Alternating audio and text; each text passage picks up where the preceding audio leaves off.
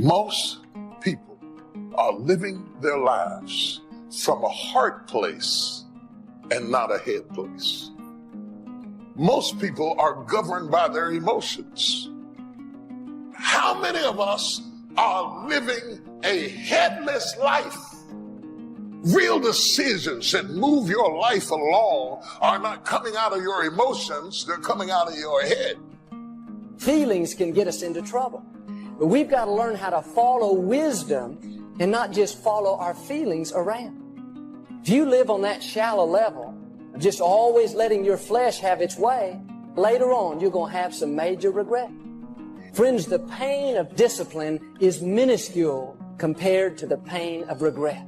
You've got to learn to discipline the negative feelings and keep a good attitude anyway. A person who does not function out of their head is a person without government, because you will forfeit what God has given you because of how you feel. Are you so busy managing your feelings and the feeling of the people around you that you're not making progress in life? You can't cry your way out. So why are you doing what doesn't work? Why are we loyal with ineffectiveness? And we are loyal to things that we know don't work, but because this is how I feel. Don't be surprised at the fiery trial that you're going through. It is only to test your quality. It shows us what we're really made of. And unless we learn how to rule over our emotions, then we're not going to get out of that situation. God loves you too much to just leave you alone. He is going to constantly be pushing you and giving you opportunities to improve. See, we cannot control every circumstance in life, but we can control how we respond to those circumstances. You need to learn to pray, God, help me to remain calm. Help me to rule over these emotions. You're being fought by imaginations. Some of you are stressed to death over what ifs and maybes. We got to discipline these negative emotions. It's a decision that you have to make. God is not going to make it for you. You've got to discipline yourself. Whatever you do, don't lose your head. The enemy wants to cut off your head and leave you with feelings. With every blessing, there is a battle. The enemy would not send that level of battle against you if there were not that level of blessing before you. If you're up under attack, there's something to be gained.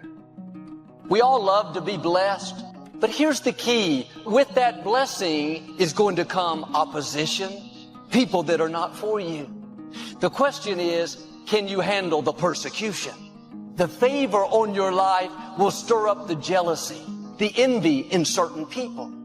You have to pass the test of overlooking insults. They wouldn't be talking if you weren't making a difference. Let God take care of those that are trying to make you look bad. You have to be okay with them not being okay with you. You don't need everyone to celebrate you. You don't need their approval. You have Almighty God's approval. People can't stop your destiny. The blessing on your life is greater than any force that's trying to hold you back. When people don't accept you, don't take it personally. It's not about you. It's about the favor that God's put on you. With great favor comes great haters. With great abundance comes great opposition. When you see great blessing, soon someone will not understand. And this is not to discourage you, but to prepare you. Stay on the high road. The grace is there to handle it. You have to rule your emotions. Don't let jealous people steal your blessing. Don't argue with people that don't matter. That negative chatter is a distraction. You don't have to respond to the negative. A response gives that person credibility. Some people are not going to like you, and that's okay. But sometimes we're trying to change people's minds that are never going to be for us. The best response is let your life, your example, do the talking. You have the grace to rise above it, the grace to not let it bother you. Step into that grace and move forward. Someone throws an insult, dodge it. Tries to make you look bad, dodge it. The persecution is a sign that people can see the favor on your life. You can't be blessed without persecution. Where God is going to take you is going to require greater discipline and greater obedience. My question is, can you handle the blessing? I already know the answer. Yes, you can. The reason some people never reach their highest potential is because they never get away from the wrong people. You're spending all your time and energy on someone that doesn't understand your destiny. When you get around true friends, they won't be jealous of your gifts. It'll be just the opposite. They'll give you ideas. They'll help push you further along. It's not the quantity of friends that's important, it's the quality of friends. See, you need people that will come into agreement with you and release their faith, not people that will tell you what you can't do and release their doubt. Who you have in your inner circle is extremely important. Are they building you up or tearing you down? Make a list of who you communicate with most and ask yourself the question, what kind of person am I becoming because of this relationship? Some of you don't realize how much that one negative influence is holding you back. I know people whose lives have been ruined because somebody wasn't good for them. A lot of times we think, I know this person is not a good influence, but if I make a change, I may not have any friends. But you never give up something for God that He doesn't give you something back better in return. That person is constantly complaining. You don't need that poison going into your spirit. You want to begin to get all the toxic people out of your life. Don't get me wrong, I'm all for helping people, but I've also found some people don't want to be helped. You cannot spend your whole life trying to pull someone up and expect to fulfill your God-given destiny. Are your friends making you stronger? You cannot soar with the eagles as long as you're hanging out with the turkeys. Your time is too valuable to spend it with people that are constantly draining the life and energy out of you. Show them the door. There is a shift going on in your life, and it starts with your head. When your head comes out, it won't be long until everything begins to shift. Touch your neighbor, tell them I feel a shift. There are many times where you have to learn to control your emotions. And as kids, if you learn to control your emotions, it's going to be beneficial for you in many ways. But does that mean that you should keep a normal face all the time? Never show emotions? No, it's not like that at all. There's, like everything else, there's a dichotomy that you have to balance.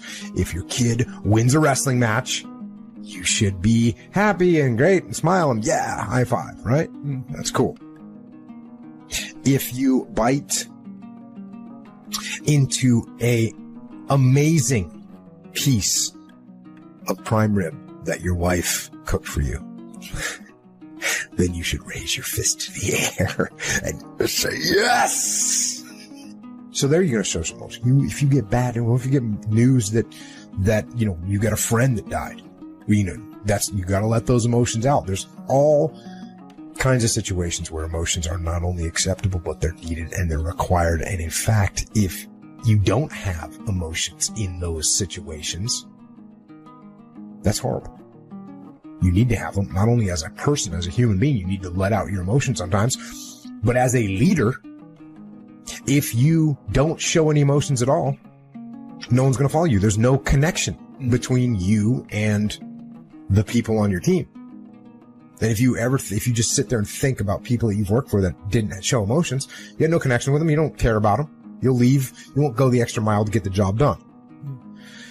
So, you have to show emotions. But, of course, there are many times in life, in the world, where showing your emotions are going to have a negative impact on your situation. You give up the takedown in a jiu-jitsu competition, and you show it in your face. That person just thinks I just broke you, right? You don't want to show any emotion there. Boss tells you you're getting stuck with the underperforming team. Don't show any emotion, right? Don't, oh man. Don't do that. But hey, what about this? There's a good one. Boss is giving you feedback that you don't agree with. roll your eyes, you know what I mean? The heavy sigh, the clenched teeth as you're trying to listen with this person. You don't even respect him. He's telling you, what's that going to get you? Not going to get you anything. Then showing that negative emotion there, you need to keep normal face in that situation. Your kid's doing something that's annoying. It's trying to test your patience. And they're just trying to piss you off. Don't let them. Keep it in check. Here's another one. We already talked about this one. Your friends are poking fun at you because you missed a shot at the range, or you got lost on a land navigation course, or whatever. Get all mad. Don't get frustrated. Don't show any emotion. You know? They make fun of your haircut. They make fun of your accent. They make fun of whatever. Don't show emotions. Don't freak out. That's the other balance. Now, there are also times where you might have to force yourself to show some emotion just to get the point across, right? Your kid hasn't listened to you after 5 or 6 violations. You might have to show some anger. Or they do something that's going to get them hurt, right? You got to show some emotion so that they realize that was real. But flying off the handle and losing your temper is almost never does you any good. So, yeah, you have to be balanced. In order to be balanced, you have to be in control. And in order to be in control, you have to detach from your emotions. So you control your emotions and not let your emotions control you.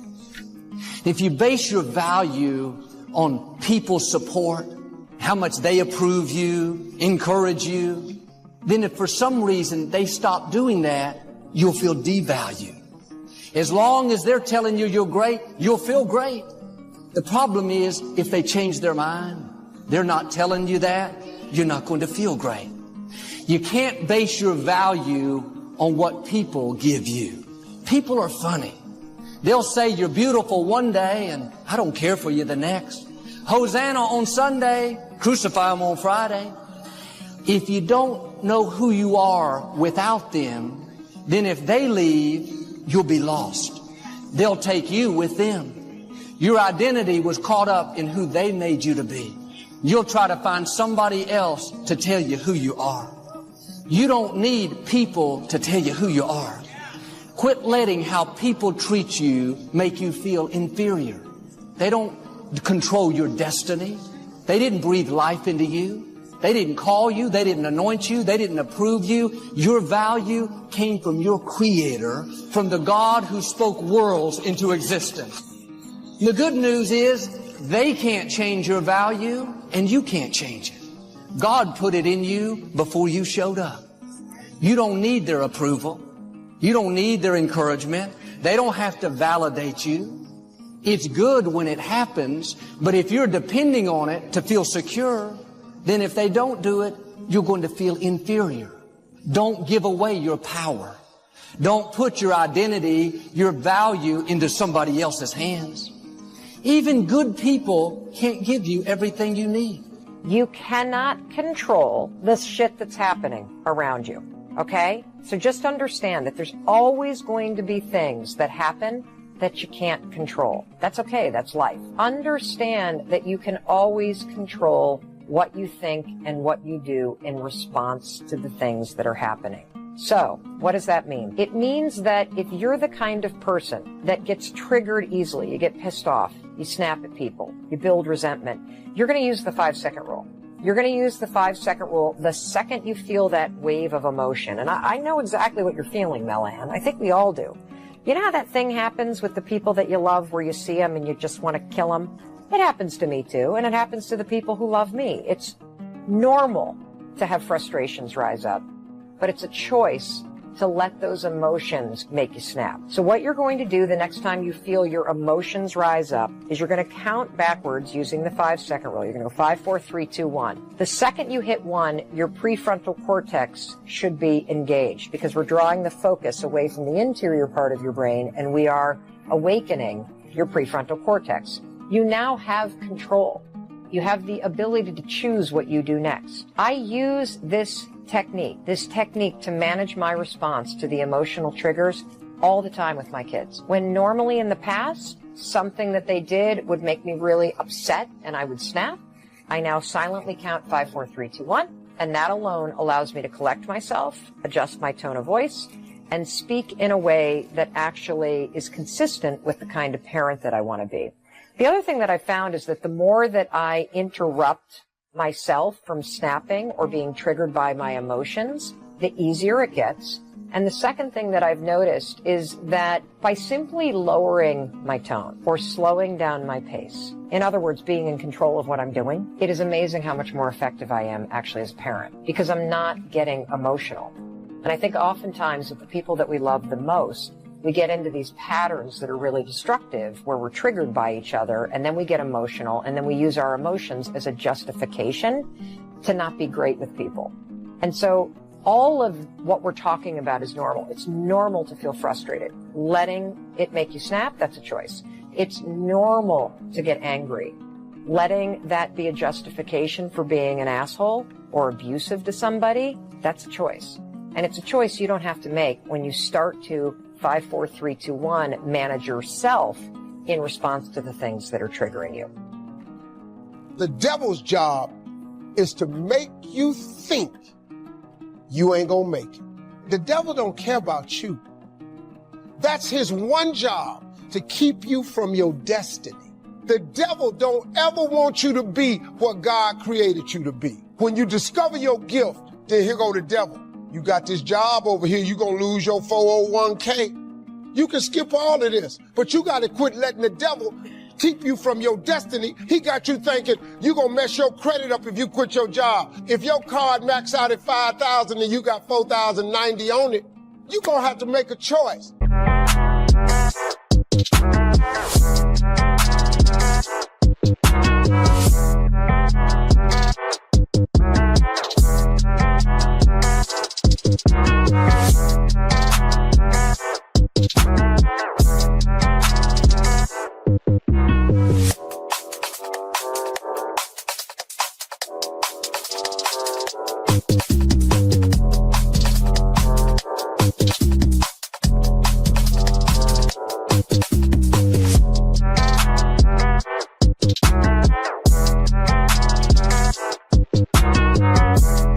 He tried to keep you from being who God made you to be.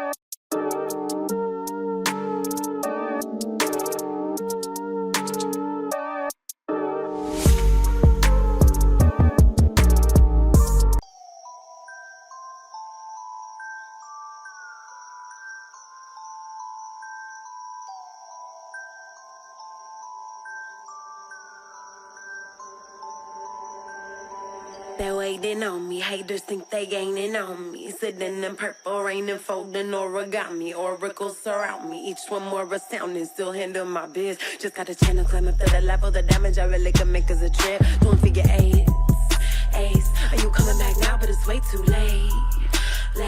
Just tryna be grateful, just tryna be great. Yeah, and one thing it taught me is this is the moment to get it. So have faith and don't hesitate. Where my bad girls at? Bad girls at? From the front to the back, front to the front, to the front, to the front, to the front. But it work right now, work right now. Put it work, let me see, put it work. Put it work, let me see, put it work. Work. Put it work. Put it work.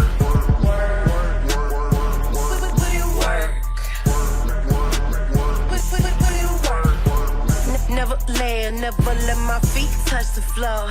I just flow in my zone. You can't touch us though. Keep it moving, UFO. I just got to go. I can't touch the floor. Take that, break that with a bit. If you've been dreaming of opening that business, you should start the process. See, if you make one step, he'll make two, but he can't make his two unless you make your one. Fill out the application. Send in the paperwork. Do something, man. Start creating the website. Let your job sponsor your dreams. Take that money and start your website. What is you talking about now? Take whatever money you owe Kmart and Sears, buy your business cards. Take one of your bills one time instead of paying it, and don't worry about where you're going with it. He'll show you the way to go. But he got to make sure that you want to get to your destiny first. He going to show you how to do it. You can believe that. And don't ever be too proud to pray. What are you going to do with the life he has given you and the time he has given you and the gifts he has given you and the resources he has given you? What are you going to do with it? There's somebody in the hospital wishing they could be where you are right now. But look at you. I know you got some problems and I know you got some issues. You got up out of the bed. You brushed your own teeth. What are you going to do with what God has given you? Excuse me, let me show you some Shazam! 4. I got 10 and you got 4. How can you be that happy about 4? Both of us have 100% increase over where we started. Live full, die empty. Live life on their terms and not to be a volunteer victim. You're saying yes for a bigger life. You're saying yes, I'm ready to be empowered to snatch victory from the jaws of defeat. You're saying yes, I'm tired of playing small. You're saying yes to providing for yourself and your family. I'm not mentally fit to work for somebody for the rest of my life. Yes to your dreams. Yes to your unfolding future. My heart would beat so fast. And my heart said, I can do that. My mental conditioning began to speak. You can't do that. You don't have a college education. What makes you think that you can speak for AT&T, Procter & Gamble, McDonald's Corporation, IBM? You can't do that. How many of you ever thought about something you wanted to do and then your mind talked you out of it?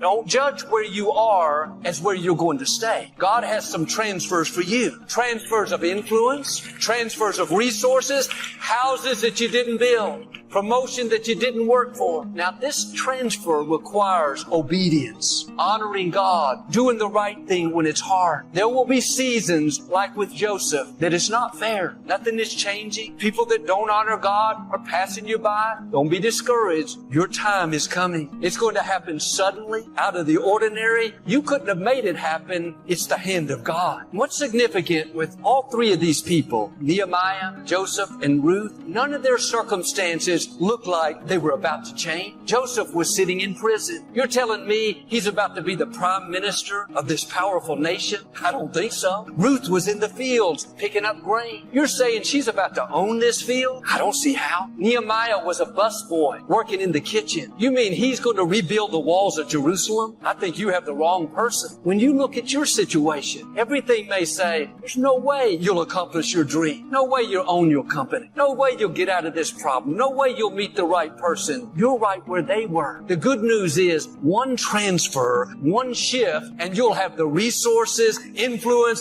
opportunity that you've never seen.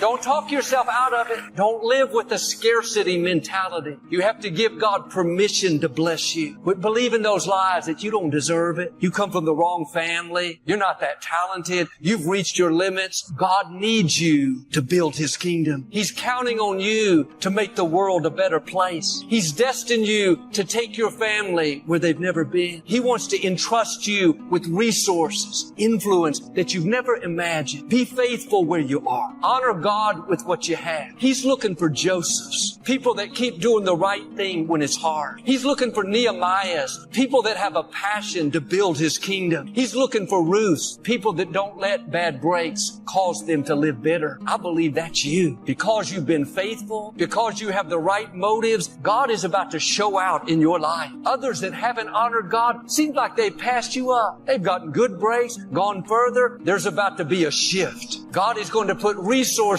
into the hands of the righteous.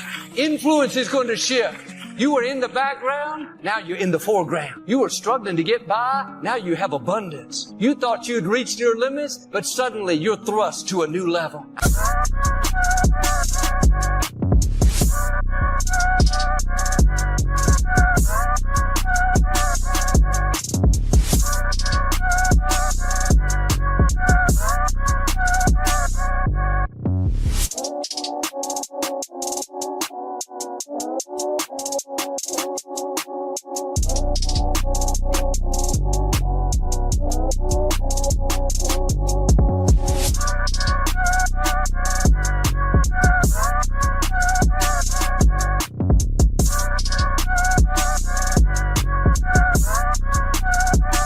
I believe and declare a transfer is coming for you. Like Nehemiah, you're going to accomplish dreams bigger than you thought possible. Like Joseph, you're going to handle resources you've never imagined. Like Ruth, you're going to go from working in the field to owning the field. I know it wasn't fair. I know they did you wrong. You don't understand it. Leave that all in God's hands. Just do your part, get your passion back, get your faith back, get your dreams back. This is what made David a champion. Not that he didn't have injustice, not that he never had bad breaks, things that weren't fair, people that did him wrong. He knew how to get back up. He dried his tears. He shook off the defeated mindset, told his men, get up. We're going to go attack the enemy. He didn't stay on the defensive, thinking that he'd seen his best days. His attitude was, I have a destiny to fulfill. This bad break didn't stop my purpose. I know that God will make it up to me. And that's how you move forward when it's unfair. Not looking to people, not hoping your boss will feel sorry for you, not counting on your friend to make it up to you. Look up to your Creator. Look up to the Most High. He's the one that has beauty for the ashes. He's the one that can bring you out better than you were before. David and his men headed out. They didn't know where the Amalekites were. Along the way, they found a man that was very sick. They gave him food and water and asked who he was. He said he was a slave of the Amalekites. They had left him behind. He was too weak to travel. David said, tell me where they are and I'll spare your life. He led them straight to the Amalekites' camp. God knows how to put the right people in your path. He knows how to get you to where you're supposed to be. The Amalekites were having a big party, celebrating the victory. Sometimes the enemy celebrates too soon. Don't worry if you see them celebrating. God is not finished. David and his men attacked. The scripture says they recovered everything they had lost. All their wives and children were unharmed. They got all their possessions back. Not only that, they gathered up all the spoils from the Amalekites. That's what happens when you don't let an injustice, a bad break, a loss cause you to get discouraged and settle where you are. But what stops us many times is we have a good reason to be sour, a good reason to give up on our dreams. Had a bad childhood, person walked away, the company let us go. Wasn't our fault that we got knocked down. I understand that, but what I'm saying is it is your responsibility to get back up. We wouldn't be talking about David if he'd used that bad break as an excuse. He was honoring God. He was not taking revenge against King Saul. He didn't get bitter when his family left him out. Would have been different if he had slacking off, compromising, doing whatever he felt like. But he was being his best. A person of integrity, yet the bottom fell out. That's a test. Are you going to let it be an excuse that keeps you from your greatness? Or are you going to get back up knowing that God is still on the throne, that He has good plans for you, that what tried to stop you was only setting you up for something greater? 3 days after David's biggest defeat, 3 days after he lost everything, he not only recovered it all, but King Saul was killed in a battle and David was made king. When you face your biggest battles,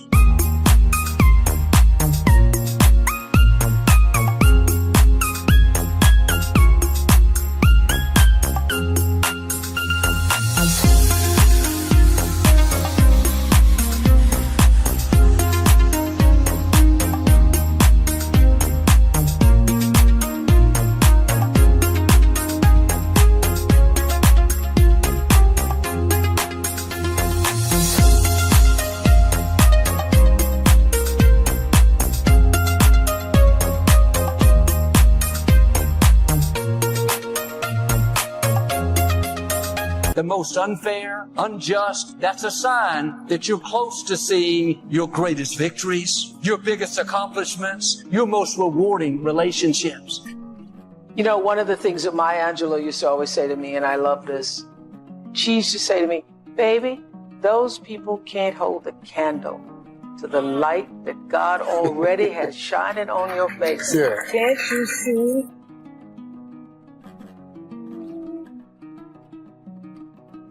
So I learned to focus on the light that God has shining on my face and not worry about the people who trying to put up a candle and burn it.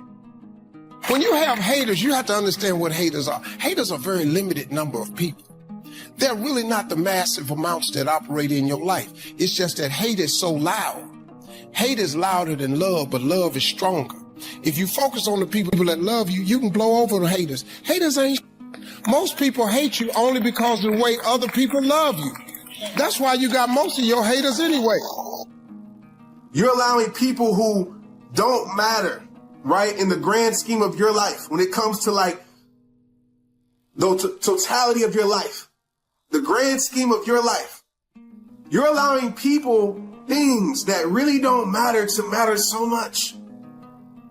That's why I hardly respond to like the negativity or the hate. It's really gotten to a point where it's funny to me. I feel sorry for those people because it doesn't matter.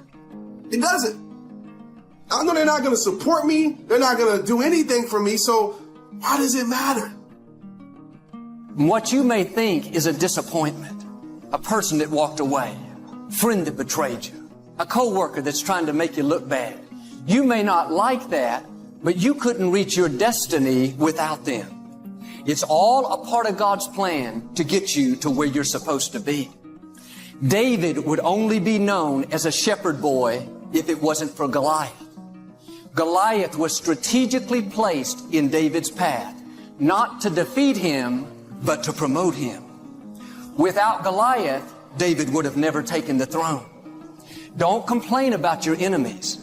It may look like a setback, but really it's a setup for God to get you to your throne. People's opinion of you is none of your business. I have lots of haters. They on the internet all the time. But who are they though? They don't even know me. People who are haters on the internet, I call them thumb gangsters. They just typing, their little punk got a private page. They saying about, they don't even know me. So I don't give them no energy. I give haters no energy. Steve ain't this, he think he this. You don't even know me. So I just keep going through. But then I'll tell you something too. Haters motivate me. Because when they talking about me, that means I'm doing something. If you have no haters, if you don't have any haters, you ain't doing nothing, man. We don't have to play up to people, try to convince them to like us. Hopefully they'll give me a good break. No, God doesn't have to use your friends. He can use your enemies, your critics, the ones that are trying to push you down. He can use them to push you up. Some of my enemies, I feel like I need to write them a check. If they hadn't have been against me, I wouldn't have prayed so hard. If they hadn't have made fun, I would have given up sooner. If they hadn't have told me I couldn't do it, didn't have what it takes, I might have been complacent, settled where I was. It was their opposition that pushed me forward. Many times, God will use your enemies to catapult you to success more than your friends. David said, God prepares a table before me in the presence of my enemies. Notice, when God brings you through the opposition, He's not going to do it in private. He's going to do it where all of those enemies can see it. The longer I live, the more I realize nothing happens by accident. Even the opposition, if you'll keep the right attitude, God will use it to your advantage. I was talking to a well-known minister one time. For over 50 years, he had gone around the world doing so much good. Most people were very appreciative. But in his hometown, the local newspaper was never for him. They were always finding fault. He could do 100 things right. They wouldn't report that. They'd find the one thing they didn't like, make a big deal out of it. This went on year after year.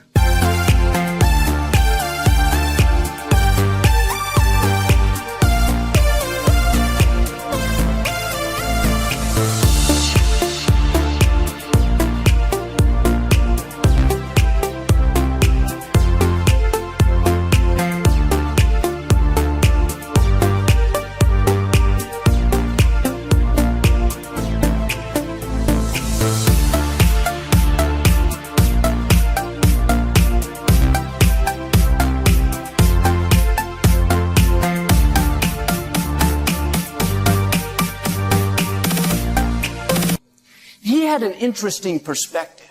He said, if it hadn't been for that newspaper, I would have never accomplished so much. I thought, what do you mean? He said that newspaper not only kept me on my knees, but it gave me the fuel to keep pressing forward to prove to them that they were wrong. He went on to build a beautiful university in that city. Tens of thousands of young people have attended. And toward the end of his life, when he was just about done, all of a sudden the newspaper had a change of heart. They wrote this big front page article celebrating everything that he had done. It was almost like God waited on purpose. God knew that enemy, even though my friend didn't like it, it was making him better. It was keeping him stirred up, made him more determined, more resilient. Some of the things that we don't like, we're asking God to get rid of. If He removed them right now, we wouldn't reach our highest potential. That opposition is making you stronger. Those people trying to stop you, the betrayal, the disappointment, that cannot keep you from your destiny. God has the final say.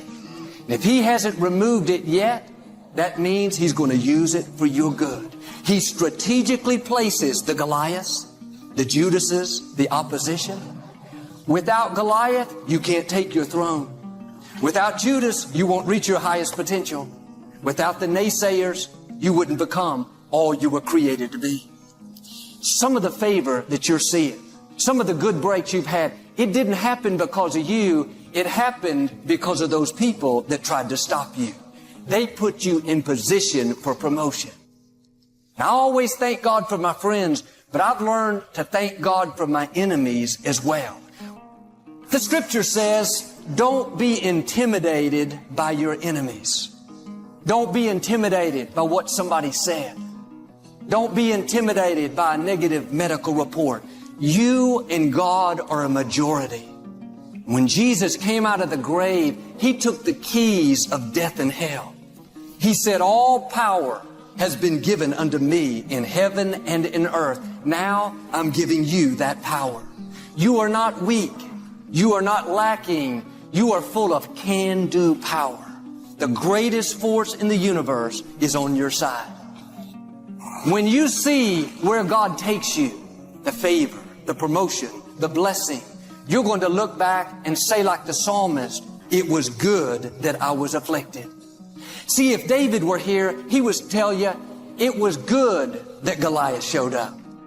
Jesus would say, it was good that Judas betrayed me.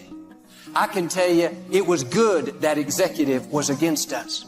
It may have been uncomfortable at the time, but one day you'll say, this enemy didn't defeat me. This enemy promoted me.